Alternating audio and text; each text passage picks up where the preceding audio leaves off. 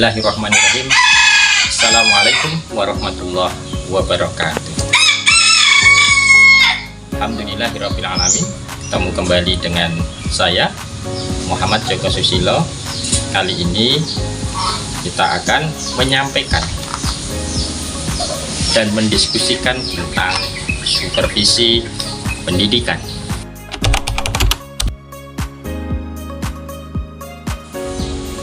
Apa itu supervisi pendidikan? Secara epistemologi, supervisi pendidikan itu terdiri atas dua kata, super and vision. Super punya makna atas, vision itu pandangan ke depan.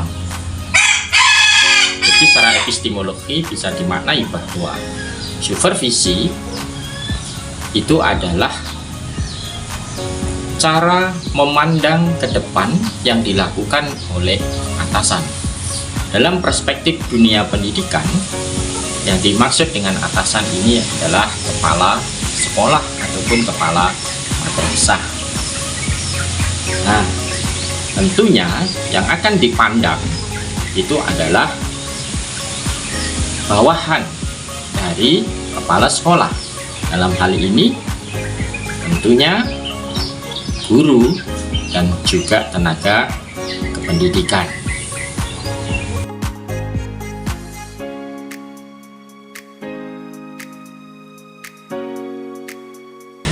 Jadi dapat kita maknai lebih bahwa supervisi pendidikan itu dapat kita definisikan sebagai orang yang memiliki kedudukan yang lebih tinggi memberikan sudut pandang kepada orang yang disupervisi. Berarti yang kedudukannya lebih rendah daripada yang memberikan pandangan tersebut. Dari beberapa istilah dapat juga disebutkan bahwa ini dalam perspektif para pakar dalam dunia pendidikan, supervisi pendidikan itu didefinisikan sebagai satu aktivitas yang dirancang untuk mengembangkan pembelajaran ke arah yang lebih baik dalam rangka untuk mencapai tujuan sekolah. Kemudian ada juga yang menyebutkan bahwa supervisi itu sebuah knowledge, sebuah ilmu pengetahuan dan art, seni untuk membantu merancang dan menerapkan keterampilan yang berhubungan dengan tupoksi pendidik dan juga tenaga kependidikan. Bahkan ada juga yang menyebutkan bahwa supervisi adalah suatu aktivitas yang dilaksanakan untuk memberikan bantuan kepada pelaksana pendidikan, dalam hal ini adalah pendidik dan tenaga kependidikan, untuk bisa mencapai tujuan yang telah ditetapkan. Jadi dapat kita simpulkan bahwa sebenarnya supervisi, hakikat supervisi pendidikan itu adalah memberikan bantuan cara pandang atas tugas pokok dan fungsi pendidik maupun tenaga kependidikan agar bisa secara efektif dan efisien untuk mencapai tujuan yang telah ditetapkan, baik tujuan program pembelajaran maupun tujuan daripada yang sudah ditetapkan oleh satuan pendidikan tersebut.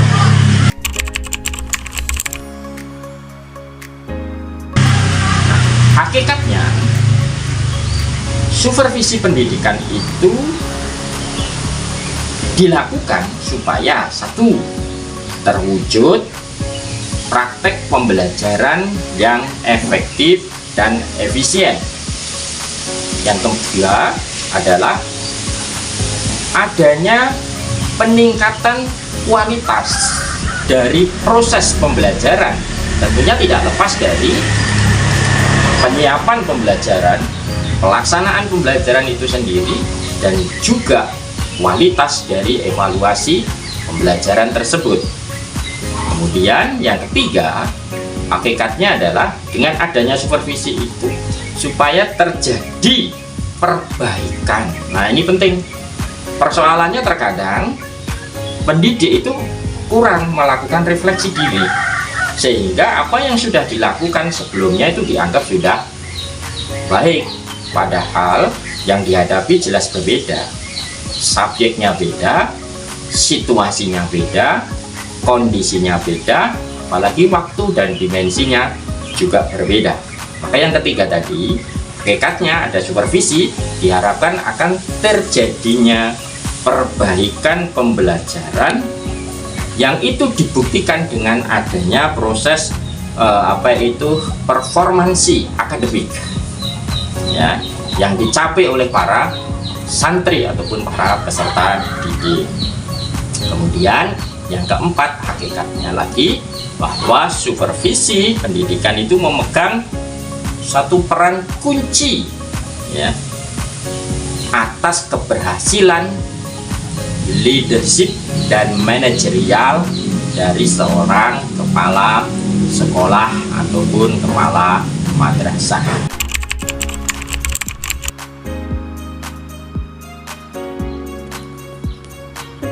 Teman-teman semua, apa yang menjadi unsur pokok di dalam kegiatan supervisi pendidikan? Kalau mengacu dari konsep, definisi, dan hakikat tadi, maka dapat kita sebutkan bahwa supervisi pendidikan itu memiliki 3 unsur pokok. Yang pertama, supervisi merupakan suatu proses pemberian bantuan. Ingat, memberi bantuan, bukan menjustifikasi. Ini yang harus diperhatikan oleh para kepala sekolah ataupun kepala madrasah.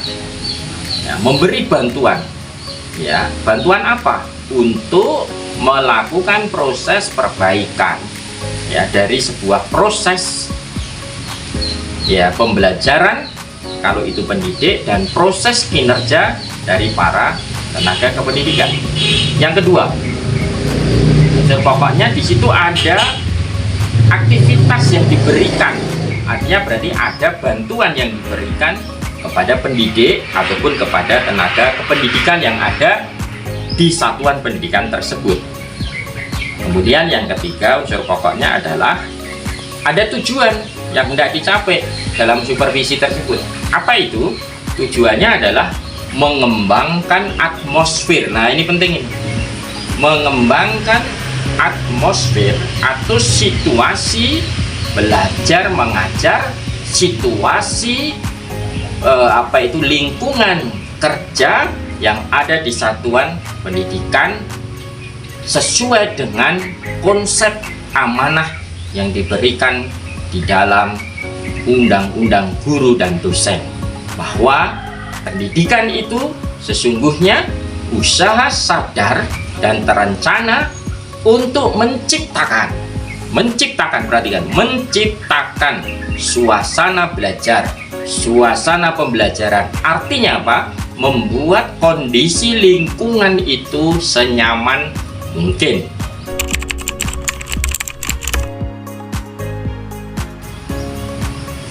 Nah, selanjutnya kita akan turunkan kembali. Kalau begitu, apa fungsi dari supervisi pendidikan? Teman-teman bisa mulai memikirkan satu persatu. Saya berikan arahan. Fungsi supervisi pendidikan yang pertama, tentunya adanya koordinasi semua usaha dari satuan pendidikan. Kenapa? Karena ada keterlibatan antara kepala sekolah, guru, dan tenaga pendidikan. Tidak mungkin kalau tidak ada yang namanya koordinasi.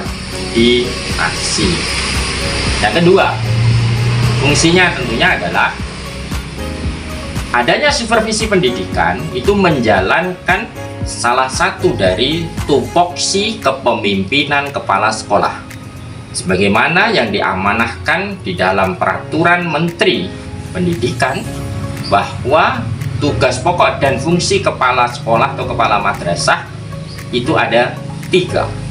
Yang pertama itu adalah melaksanakan manajerial, yang kedua melaksanakan supervisi pendidikan, dan yang ketiga itu adalah mengembangkan kewirausahaan bagi lembaga pendidikan yang dipimpinnya. Kemudian yang ketiga, karena ada interaksi antara kepala sekolah, kepala madrasah dengan guru dan tenaga kependidikan, maka fungsi ketiga memberikan cakrawala, wawasan, memperluas wawasan pendidik dan juga tenaga kependidikan. Karena di situ ada discuss, ada problem solving yang dipandu langsung oleh kepala madrasah ataupun kepala sekolah. Nah, maka tadi tidak boleh dalam pelaksanaan supervisi itu ada justifikasi langsung menghukum, menyalahkan. Tidak, karena ini bukan mengedukasi, tetapi memberikan bantuan. Maka kepala sekolah itu akan menjadi friend, teman dalam menjalankan tugas dan pokok, tugas fungsi dan pokok dari pendidik ataupun tenaga kependidikan. Kemudian adalah yang keempat, adanya supervisi itu menstimulan, tahu menstimulan? Menstimulan itu memberikan daya rangsang supaya ada muncul kreativitas, inovasi yang dilakukan oleh guru ataupun tenaga kependidikan dalam menjalankan tugas pokok dan fungsinya sebagai pendidik ataupun juga sebagai tenaga kependidikan. Kemudian tentunya tidak lupa, sekolah pasti akan memberikan fasilitas.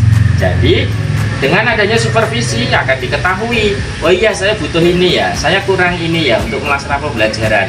Maka nanti ada koordinasi dan sekolah akan menganggarkan itu di dalam RKAS-nya. Sehingga yang kelima itu fungsi supervisi memberikan fasilitas dan juga memberikan satu semangat untuk mendapatkan value secara continuous, dinilai itu terus-menerus supaya mengarah ke arah yang lebih baik. Terus kemudian yang keenam itu adalah pendidik, guru, dan tenaga kependidikan itu bersama-sama dengan kepala sekolah itu melakukan sebuah berpikir tingkat tinggi, karena mereka diajak bersama-sama untuk melakukan menganalisis terkait dengan situasi dan kondisi belajar mengajar, situasi dan kondisi di dalam dunia pekerjaan yang ada di satuan pendidikan tersebut. Kemudian yang keberapa? 7, banyak sekali ini ya. Yang ke-7 tentunya memberikan knowledge. Nah, ini penting, ini pengalaman, karena pengalaman itu soko gurunya guru yang tidak boleh ditinggal, dan itu penting. Soko gurunya guru, artinya fondasinya guru itu ya pengalaman itu.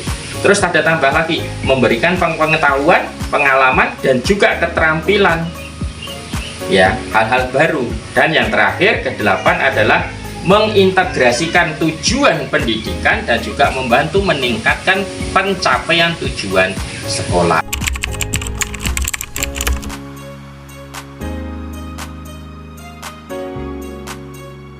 Baiklah, kita lanjutkan. Yang berikutnya adalah tujuan supervisi pendidikan. Setelah mengacu dari hakikat fungsi, maka dapat kita breakdown bahwa tujuan supervisi yang pertama itu adalah membangkitkan dan mendorong semangat para pendidik dan tenaga kependidikan atau semangat guru dan pegawai administrasi sekolah untuk menjalankan tugas pokok dan fungsinya dengan sebaik-baik.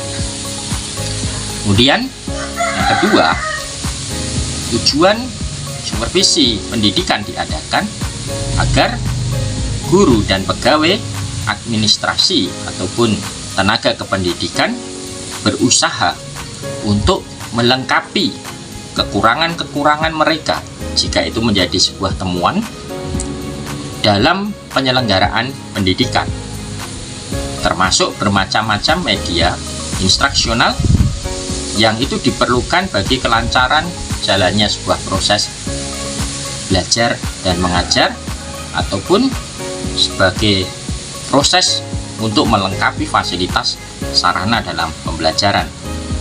Yang ketiga, dengan adanya supervisi pendidikan, maka secara bersama-sama kepala sekolah, guru, dan pendik ini berusaha untuk mengembangkan, mencari dan menggunakan metode-metode atau model-model pembelajaran ataupun juga strategi-strategi dalam menjalankan kinerja demi kemajuan proses belajar mengajar ataupun demi ketercapaian secara efektif dan efisien dari tujuan yang sudah ditetapkan oleh sekolah. Dan yang terakhir, dengan adanya supervisi pendidikan, maka tujuan diadakan tersebut itu adalah melakukan proses pembinaan, pendampingan, pembimbingan, kerjasama yang harmonis antara kepala sekolah, kepala madrasah, guru, ustadz, ataupun pendidik dengan tenaga kependidikan, juga dengan para siswa. Maka terjadi satu komunikasi yang sangat baik dan harmonisasi yang sangat baik, membentuk satu orkestra dalam menjalankan tugas, fungsi, dan pokoknya masing-masing.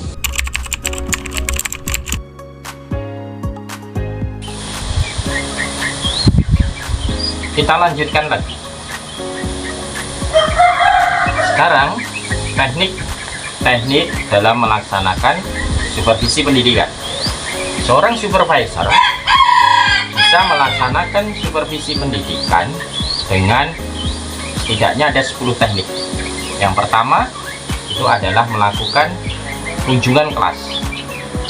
Yang kedua, melaksanakan coaching ataupun pembicaraan personal antar guru ataupun dengan tendik. Bisa juga secara coachingnya secara kelompok, sehingga tekniknya bisa. Yang ketiga, ada diskusi kelompok. Kemudian yang keempat itu ada mengamati demonstrasi mengajar atau memberikan praktek demonstrasi untuk mengajar, memberi contoh.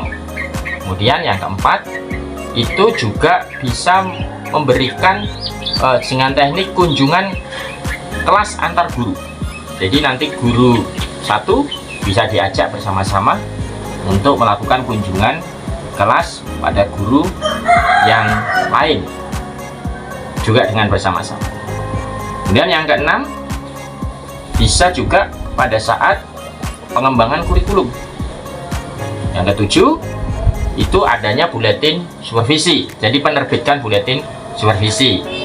Ya, nanti yang sekaligus juga dicetak bersama dengan majalah atau magazine-nya dari sekolah ataupun madrasah. Kemudian yang kedelapan, adanya perpustakaan profesional yang itu diperuntukkan untuk menambah kajian literasi bagi para pendidik maupun juga pada tenaga kependidikan. Yang kedelapan itu bisa dengan teknik lokakarya ataupun juga bedah karya atas pelaksanaan tugas pokok dan fungsi yang dilakukan oleh guru ataupun tenaga kependidikan.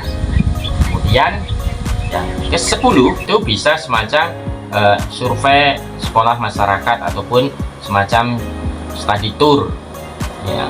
Jadi belajar sambil melihat apa yang sudah dilakukan dalam praktek-praktek baik di tempat yang lain.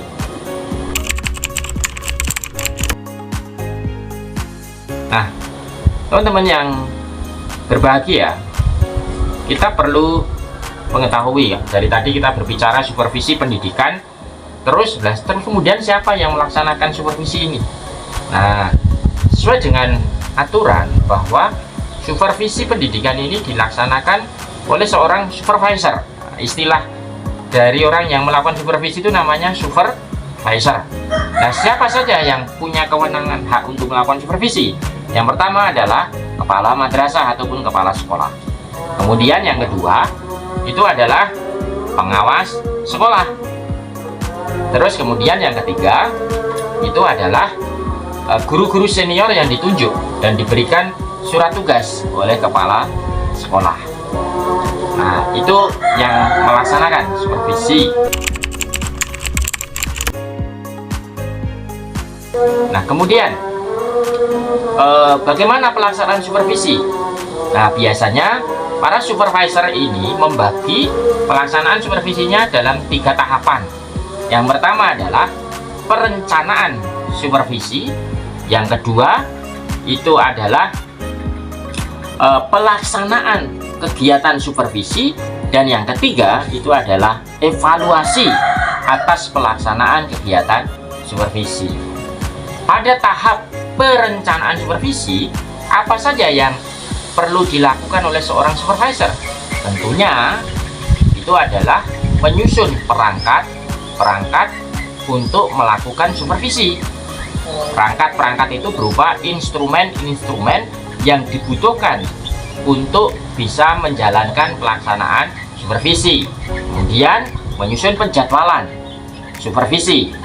Terus kemudian melakukan proses sosialisasi pelaksanaan supervisi. Nah, dalam kegiatan pelaksanaan yang dilakukan apa?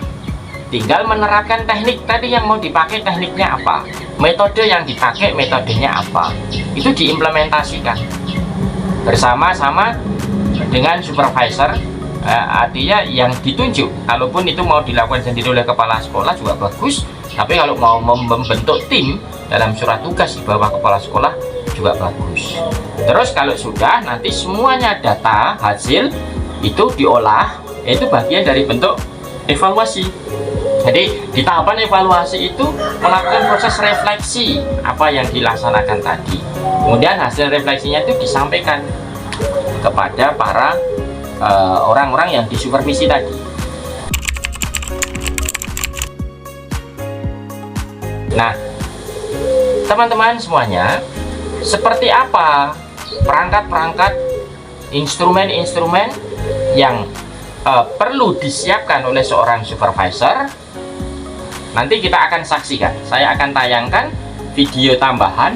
Ini contoh perangkat untuk mengecek terkait dengan perencanaan pembelajaran guru misalkan. Ini perangkat atau instrumen untuk mengecek mendata pelaksanaan proses dari supervisi misalkan. Terus kemudian yang ketiga itu adalah ini perangkat yang nanti akan dipakai untuk melakukan proses evaluasi dari supervisi. Nanti bisa dilihat di dalam tayangan yang akan kita sajikan berikut ini. Saya tambahkan tadi bahwa pelaksanaan supervisi oleh supervisor itu kan ada 3, perencanaan, pelaksanaan, dan evaluasi. Di dalam tahap perencanaan itu yang paling berat, yang paling banyak artinya yang harus disiapkan oleh seorang supervisor. Yang pertama tadi, dia harus menetapkan tujuan supervisi, kemudian menetapkan metode yang akan dipakai di dalam pelaksanaan supervisi, kemudian menetapkan hal-hal yang diperlukan dalam pelaksanaan supervisi, terus kemudian menetapkan alasan perlunya supervisi, kemudian membuat jadwal, menyiapkan perangkat-perangkat instrumen, terus kemudian juga mengatur, menetapkan siapa saja yang nanti akan terlibat di dalam pelaksanaan supervisi. Nah, seperti apa tahapan-tahapan perencanaan dan apa saja yang disiapkan, nanti bisa dilihat dalam tayangan-tayangan video berikut ini.